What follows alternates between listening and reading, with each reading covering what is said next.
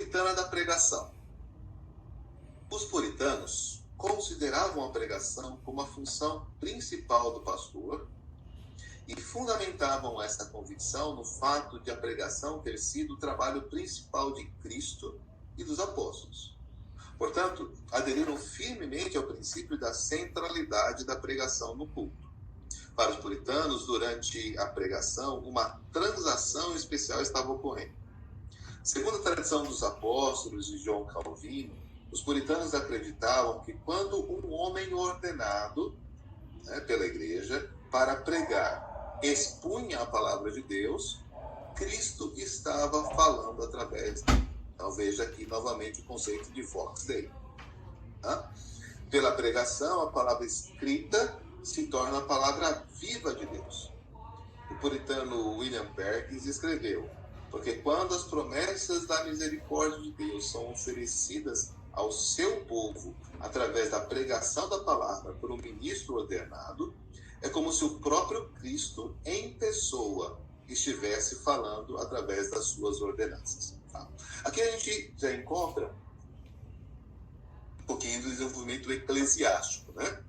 Então, por que ministro ordenado? Porque lembra a preocupação se a pregação da palavra é a palavra de Deus, se eu quero me certificar de que de fato é a palavra de Deus que está sendo pregada, os puritanos e os ingleses e outras denominações, mas a partir aqui dos ingleses, entenderam assim: é preciso que essa pessoa seja reconhecida por todos como ministro do Evangelho. Então, o conceito de ordenação é uma resposta à teologia da pregação. Tá? É por causa da teologia da pregação que existe a ordenação. A ordenação não é um ofício sacerdotal perpétuo.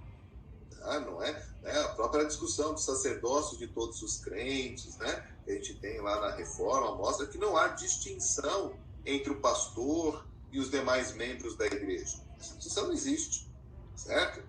Por que ela é feita, então? Ela é feita por causa da pregação.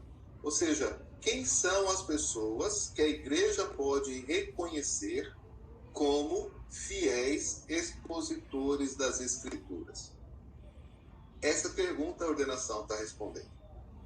Então, aquela pessoa foi treinada, aquela pessoa foi examinada, aquela pessoa recebeu uma chancela. E por conta disto, eu posso agora ter maior convicção de que aquilo que ele está dizendo é a palavra de Deus e assim deve ser recebido. Essa é a única situação onde Deus fala? Obviamente que não. Certo? Mas o ponto é, a pergunta é, como é que eu posso me certificar? E um dos esforços está aqui. Eu vou treinar e eu vou provar algumas pessoas. E essas pessoas, tendo sido provadas, serão reconhecidas como ministros da palavra. Tá? O próprio conceito de teologia pastoral contemporâneo está bem mudado.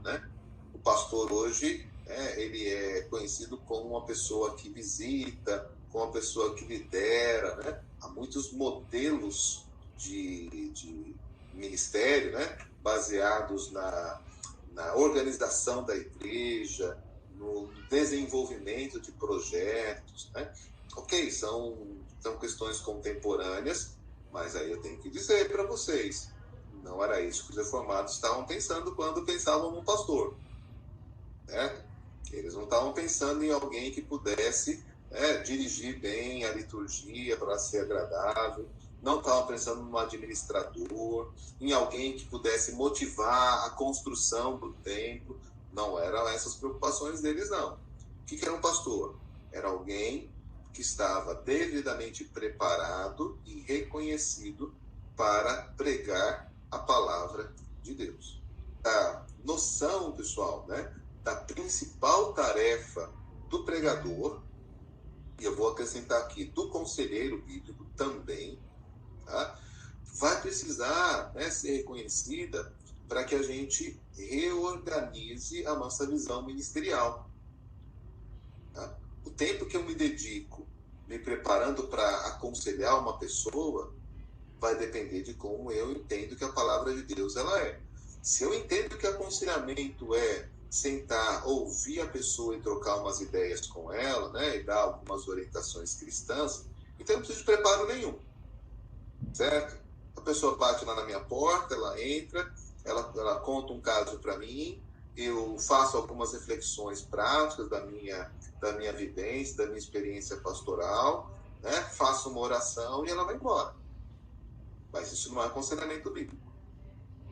Certo? Se é aconselhamento bíblico, eu vou precisar me perguntar o que as escrituras querem dizer para essa pessoa. Então, hoje à noite eu vou conversar com um pai que está com um problema, né, de relacionamento com os seus filhos.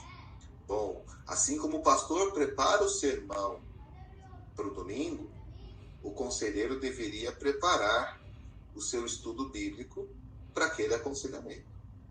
Para que, quando ele falasse, não esteja falando da sua própria experiência.